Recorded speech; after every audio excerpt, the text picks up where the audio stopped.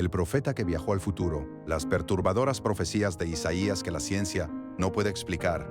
Y si te dijera que existió un hombre capaz de rasgar el velo del tiempo y ver el futuro siglos antes de que sucediera, imagina a alguien que contempló la gloria del Creador con sus propios ojos, que profetizó la caída de imperios colosales cuando estos apenas eran pequeñas aldeas, y que describió el tormento del Mesías con una precisión tan quirúrgica que todavía hoy deja a los arqueólogos e historiadores sin palabras.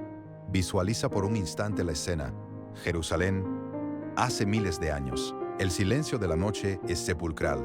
Las calles de piedra descansan bajo una densa oscuridad, y las antorchas apenas logran dibujar las siluetas de los imponentes muros del templo. El pueblo duerme plácidamente, envuelto en la falsa seguridad de que el mañana será exactamente igual al ayer.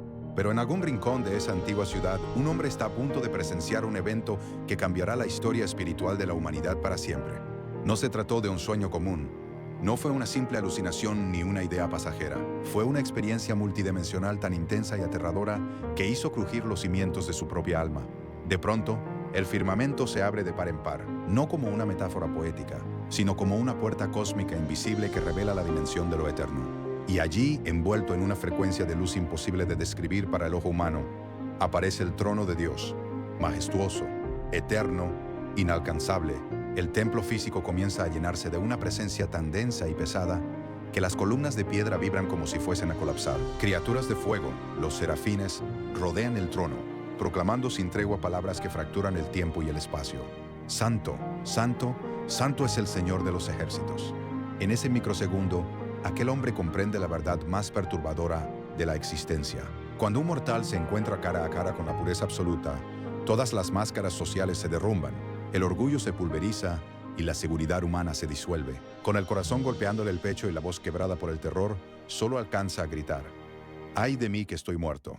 Ese hombre era Isaías, y lo que vio en esa cámara celestial no solo transformó su destino, redefinió el mapa de la fe humana. Mientras los reyes de la época se obsesionaban con la geopolítica y las masas vivían anestesiadas por la rutina, Isaías operaba en otra frecuencia. Él ya estaba viendo el juicio de las naciones, la crucifixión y, por encima de todo, una esperanza inquebrantable diseñada para romper la oscuridad. Quizás no sea una casualidad que estés escuchando esto hoy. Cuando una frecuencia tan antigua resuena en tu presente, deja de ser un dato histórico y se convierte en un llamado directo a tu conciencia. Por eso, antes de descender a las profecías más enigmáticas de este documento, te invito a sellar este momento en tu espíritu. Si sientes que estas verdades están activando algo en ti, escribe ahora mismo en los comentarios: paz en Cristo. No lo hagas por costumbre. Hazlo como una declaración de que tu mente está lista para lo que viene. Al escribirlo, sintonizas con una vibración de tranquilidad que no depende de las crisis externas, sino del origen mismo de la vida. Respiremos hondo, porque el escenario histórico donde este hombre fue plantado es tan oscuro como el nuestro. Para entender el peso de sus palabras, debemos viajar al vientre de la crisis. Nos encontramos en el antiguo reino de Judá. En la superficie, el sistema funciona. Las murallas de Jerusalén lucen impenetrables, el templo sigue operando a máxima capacidad y la maquinaria religiosa no se detiene. El pueblo canta, diezma y recita oraciones de memoria. Sin embargo, detrás de la fachada, el tejido social está completamente podrido. Los tribunales están comprados, la élite exprime a los desamparados y la espiritualidad se ha convertido en un frío negocio estético. Era el ecosistema perfecto de la hipocresía. Un árbol con hojas verdes y llamativas por fuera, pero con el tronco carcomido por las plagas por dentro. Por eso Dios usó a Isaías para lanzar una advertencia que aún hoy nos describe. Este pueblo se acerca a mí con su boca y con sus labios me honra, pero su corazón está lejos de mí. Pero la crisis no era solo interna. Una tormenta geopolítica perfecta se gestaba en el horizonte. Desde el norte, una maquinaria de guerra jamás antes vista avanzaba devorando fronteras. El imperio asirio eran los maestros del terror psicológico en el mundo antiguo. Donde pisaban sus ejércitos, solo quedaba ceniza y desolación. ¿Cómo reaccionó la élite de Jerusalén ante la inminente catástrofe? En lugar de volver la mirada al Creador, corrieron a firmar pactos políticos secretos y alianzas militares con potencias extranjeras, confiando en que la diplomacia humana detendría el avance del monstruo. Era el equivalente a intentar frenar un tsunami colocando una sola piedra en la orilla del río. Justo en ese punto de no retorno, cuando la sociedad decidió cerrar los ojos por completo, el cielo tomó una decisión radical: abrir de par en par los ojos de un solo hombre para revelar lo que sucedería si continuaban por ese camino. Quédate hasta el final, porque la respuesta que recibió del trono de Dios desafiará todo lo que creía saber sobre el éxito y el propósito. Para ilustrar este quiebre, el cielo le entregó a Isaías una parábola desgarradora, la canción de la viña. Se describe cómo el dueño de un viñedo limpió la tierra, extrajo cada piedra, plantó la semilla más pura y la protegió con torres de vigilancia. Esperaba lógicamente una cosecha dulce, pero cuando llegó el momento, la tierra solo parió uvas amargas y venenosas. La viña era el pueblo. Dios les había entregado leyes perfectas, protección y sabiduría. A cambio, ellos devolvieron opresión, sangre y distorsión de la verdad. El dolor del agricultor divino se transformó entonces en un decreto de justicia. El punto de inflexión definitivo en la crónica de Isaías ocurre en una fecha precisa, el año en que murió el rey Uzías. Uzías había gobernado durante más de medio siglo, trayendo una era de oro económica y militar. Su muerte significó el desplome de la estabilidad. El miedo colectivo se apoderó de las calles. En medio de ese vacío de poder, Isaías entra al templo buscando dirección, y es allí donde la matrix de su realidad se fractura. Ve al soberano del universo sentado en un trono alto y sublime. El dobladillo de su manto místico inunda cada rincón de la arquitectura sagrada. Los serafines, seres de fuego puro con 6 alas, ejecutan una danza de reverencia cósmica. Con 2 alas cubren sus rostros para protegerse del brillo divino. Con 2 cubren sus pies en señal de sumisión y con 2 suspenden su vuelo. En la lingüística hebrea, repetir una palabra 3 veces equivale a elevarla al grado superlativo absoluto. Al cantar Santo, Santo, Santo, definían una pureza matemática, una justicia perfecta sin la más mínima sombra de corrupción. Isaías, al contrastar su naturaleza humana con esa dimensión de perfección, experimenta una muerte del ego. Se da cuenta de que sus palabras y las de su sociedad están contaminadas. Pero el propósito del cielo jamás ha sido aplastar, sino refinar. Uno de los serafines vuela hacia el profeta sosteniendo una pinza con un carbón encendido, tomado directamente del altar del sacrificio. El serafín presiona el carbón ardiente contra los labios ensangrentados de Isaías. El dolor de la purificación precede al poder de la misión. Su culpa es removida, su frecuencia es alineada. Ya no es el mismo individuo que cruzó las puertas del templo. Su vieja identidad ha sido consumida por el fuego celestial. Y es en ese estado de vacío y nitidez donde escucha la frecuencia del Creador haciendo una pregunta abierta al cosmos: ¿a quién enviaré y quién irá por nosotros? Sin dudar un solo segundo, con los labios aún marcados por el fuego, Isaías pronuncia la frase que ha retumbado durante milenios: «Heme aquí, envíame a mí». No obstante, la comisión que aceptó no contenía promesas de aplausos ni de estadios llenos.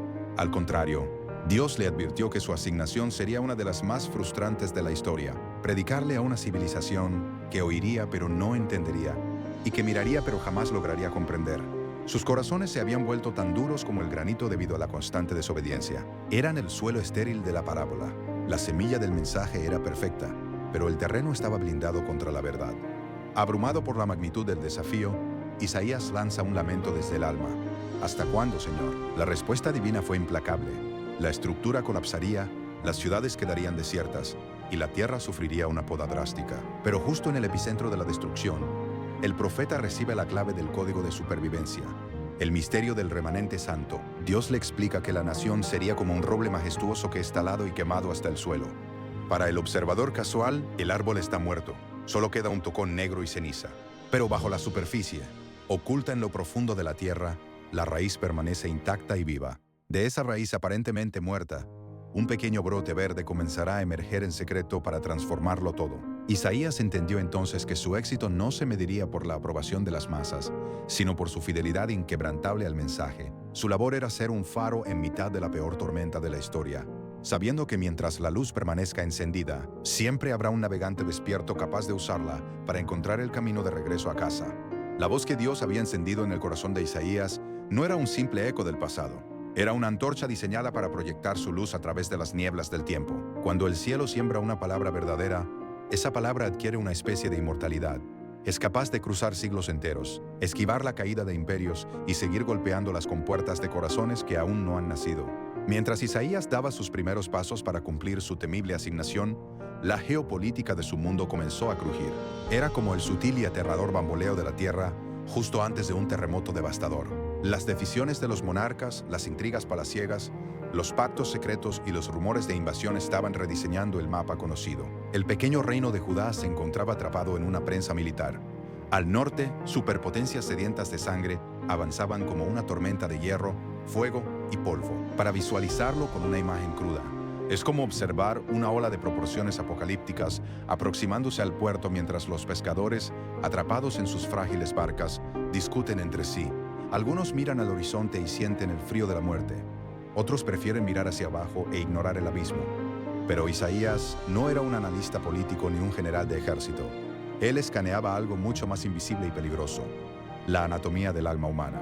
En una de sus denuncias más cortantes, el Creador exclamó a través de su boca: «Ay de los que a lo malo llaman bueno, y a lo bueno malo, que hacen de la luz tinieblas, y de las tinieblas luz». Esta sentencia atraviesa las eras como una flecha envenenada. Describe el síntoma definitivo de una civilización que ha extraviado su brújula moral. Es el equivalente a un explorador perdido en el desierto, que, cegado por el espejismo, confunde el norte con el sur. Cuanto más rápido corre, más se desangra y más se aleja de la salvación. Los líderes de Jerusalén confiaban ciegamente en la estrategia humana. El pueblo se anestesiaba con ritos vacíos, pero casi nadie buscaba el rostro del Dios vivo. En mitad de este desierto moral, estalló uno de los momentos más críticos en la historia de la nación. Bajo el reinado del rey Acaz, dos reinos enemigos firmaron una coalición militar para sitiar y arrasar Jerusalén. El pánico colectivo se propagó como un incendio forestal. Las escrituras registran que el corazón del rey y el de sus súbditos se estremecieron como se estremecen los árboles del bosque cuando son azotados por un viento huracanado. Imagina la escena. La madera cruje, las hojas se agitan con violencia y ninguna rama puede mantenerse firme. Así de frágil es el ser humano cuando el miedo al futuro le arrebata el control. Fue en ese preciso instante de histeria colectiva cuando Dios interceptó al monarca a través de Isaías con un ultimátum de dimensiones eternas. No era un enigma teológico indescifrable, era una demanda radical. Si vosotros no creyereis, de cierto no permaneceréis. En otras palabras, la única roca firme no se encontraba en los despachos diplomáticos, sino en la dimensión de la fe. Sin embargo, el rey Acaz prefirió el cálculo geopolítico, despreció la oferta divina y vendió el alma de su nación al pedir auxilio al temible imperio asirio. Parecía una jugada maestra de corto plazo, pero en el tablero de Dios, las decisiones humanas sin fe siempre cobran un precio de sangre. Fue como invitar a un depredador a tu casa para que ahuyente a los ladrones. Eventualmente, el depredador te devorará a ti también. A pesar de la ceguera de los gobernantes y del pánico de las masas, el cielo decidió que el miedo humano no tendría la última palabra. Fue en ese ambiente de traición y oscuridad donde Isaías soltó una de las llaves proféticas más misteriosas e impactantes de toda la historia sagrada, una codificación divina que tardaría 700 años en abrirse por completo. Quédate con nosotros en los próximos minutos, porque cuando descubras la perturbadora precisión con la que este hombre describió el rostro del Salvador siglos antes de que naciera, entenderás por qué las élites de la antigüedad temblaban al escucharlo y por qué su mensaje está diseñado para sacudirte hoy mismo. Isaías interrumpió la historia con un anuncio asombroso. He aquí que la Virgen concebirá y dará a luz un hijo, y llamará su nombre Emanuel. Emanuel, Dios con nosotros. Dios con nosotros en el epicentro del colapso. Dios con nosotros cuando las decisiones de los hombres son erróneas. Aquella generación no logró asimilar el impacto cósmico de esa frase. Pero siglos más tarde, cuando el llanto de un recién nacido rompió el silencio de una noche en Belén, los cronistas del Evangelio entendieron que Isaías había plantado una semilla eterna en medio del caos. Mientras los imperios marchaban hacia la guerra, el Altísimo tejía una contraofensiva basada en la aparente fragilidad. Porque un niño nos es nacido, hijo nos es dado, y el principado sobre su hombro, y se llamará su nombre admirable consejero, Dios fuerte Padre eterno, príncipe de paz. Para la mente militar de la época, aquello era un absurdo. Los imperios se construían con carros de guerra y degollamientos, pero Dios pretendía conquistar el cosmos mediante un infante. Es el misterio de la semilla de mostaza, algo tan diminuto que desafía la lógica humana, pero que lleva dentro la fuerza suficiente para romper el pavimento de la historia.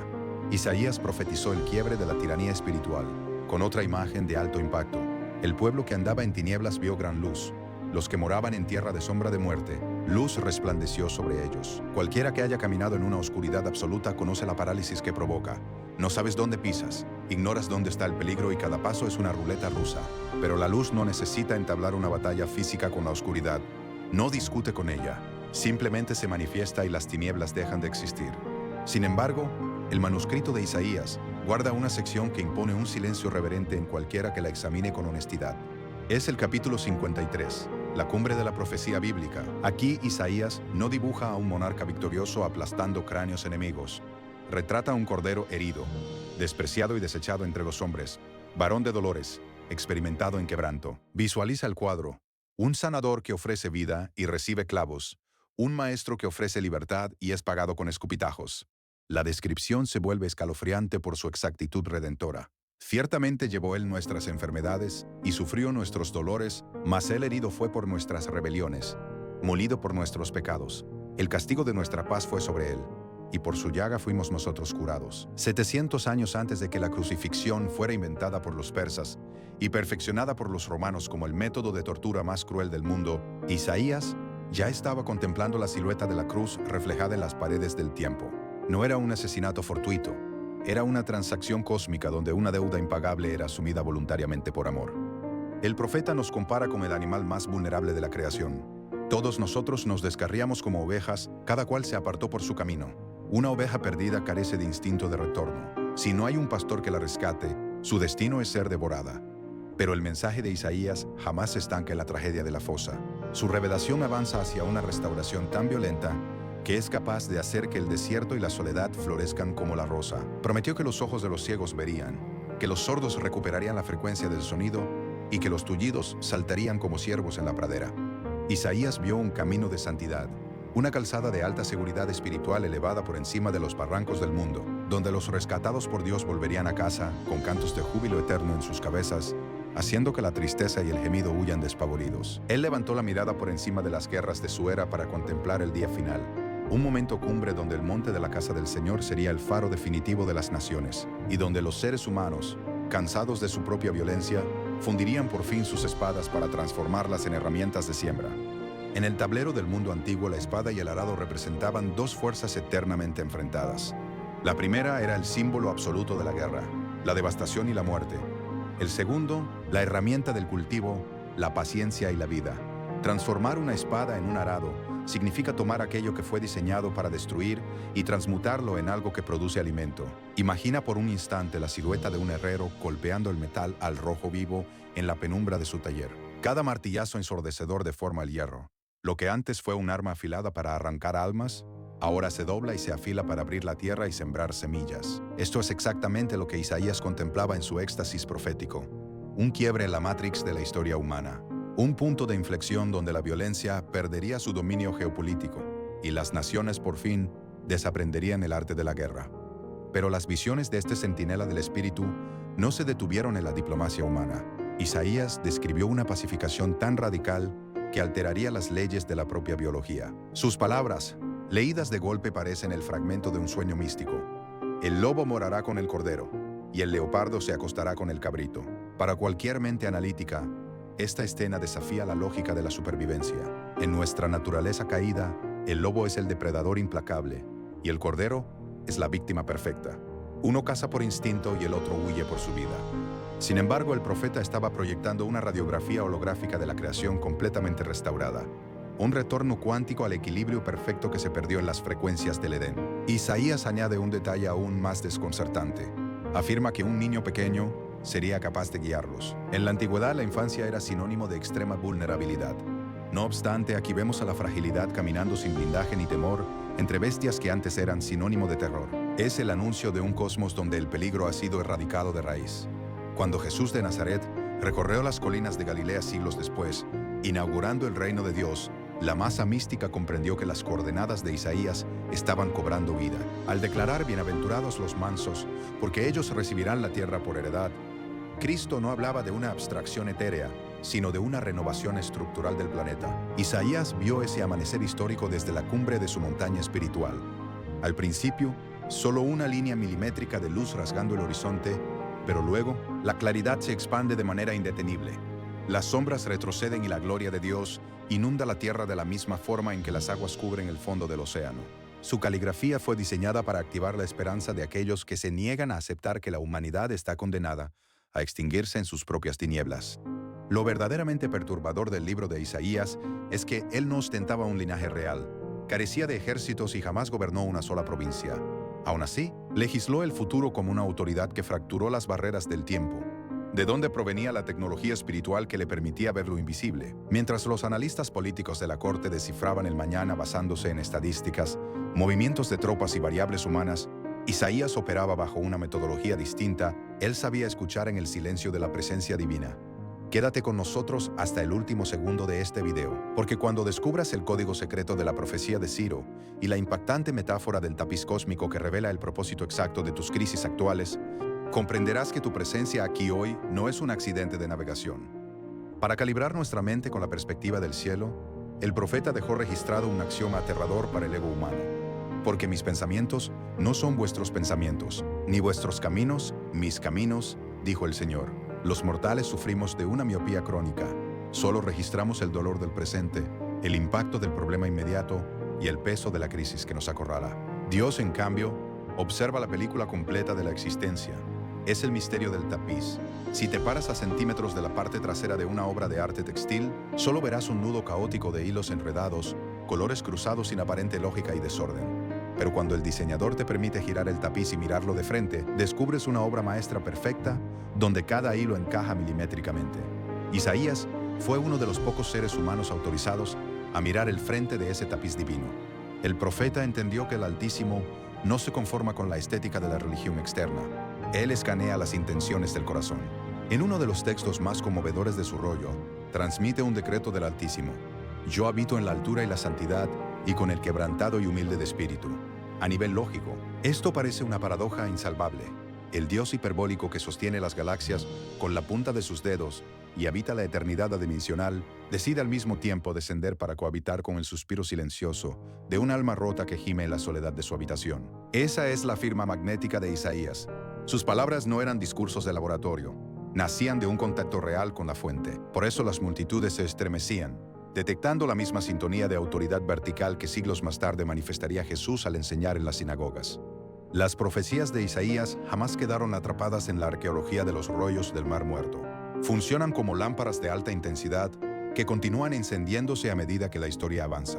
El ejemplo que destruye cualquier escepticismo histórico ocurre cuando Isaías escribe el nombre propio de un gobernante que al momento de plasmarse el manuscrito, faltaban generaciones para que naciera. Así dice el Señor a su ungido, a Ciro, al cual tomé yo por su mano derecha. Ciro el Grande, el emperador de los persas, fue el hombre que firmó el decreto de liberación para que el remanente de Israel regresara del exilio babilónico. Es el equivalente científico a que alguien hubiera escrito hoy el nombre y apellido exactos del líder mundial que gobernará el planeta en los próximos 200 años. Pero el mapa de Isaías no se limitaba a las fronteras de Israel. Él expandió los horizontes de la redención al revelar un decreto cósmico. Yo te di por luz de las naciones para que seas mi salvación hasta lo postrero de la tierra. Con este golpe de timón profético, la salvación dejó de ser un monopolio exclusivo de un pueblo para convertirse en una antorcha global. Cuando los discípulos de la iglesia primitiva marcharon hacia Roma, Grecia y los confines de África, no hacían más que caminar sobre las huellas invisibles que la tinta de Isaías ya había dibujado en el mapa del tiempo. Su invitación final sigue siendo un puerto de refugio para el alma fatigada. Venid luego, dice el Señor, y estemos a cuenta. Si vuestros pecados fueren como la grana, como la nieve serán emblanquecidos. La grana era un tinte rojo indeleble en el mundo antiguo. Una vez que tocaba la tela, no existía compuesto químico capaz de removerlo. Sin embargo, Dios afirma poseer la tecnología para borrar lo que para el mundo es permanente. Su misericordia funciona como un océano indómito. No importa cuán pesada sea la piedra de tu culpa, si la lanzas al océano de su amor, la inmensidad del agua la cubrirá por completo. Su palabra es como la lluvia que desciende del cielo. Jamás cae en vano. Siempre empapa la tierra estéril, despierta las semillas latentes y altera el paisaje para siempre. Si hoy sientes que caminas en un terreno empinado, recuerda la promesa inmortal de Isaías 40:31. Los que esperan al Señor tendrán nuevas fuerzas, levantarán alas como las águilas, correrán y no se cansarán, caminarán y no se fatigarán. Si esta inmersión profunda en el espíritu y las revelaciones del profeta más asombroso de la historia ha encendido una chispa de fe en tu interior, te invitamos cordialmente a darle like a este video y a suscribirte a nuestro canal Historias Eternas de Fe, el espacio diseñado para mantener encendida la antorcha de la verdad en medio del ruido del mundo moderno. No olvides activar la campana de notificaciones para no perderte ninguno de nuestros próximos viajes hacia los secretos mejor guardados de las Escrituras. Déjanos saber en los comentarios tu reflexión y caminemos juntos bajo la luz de estas promesas eternas. Hasta nuestro próximo encuentro.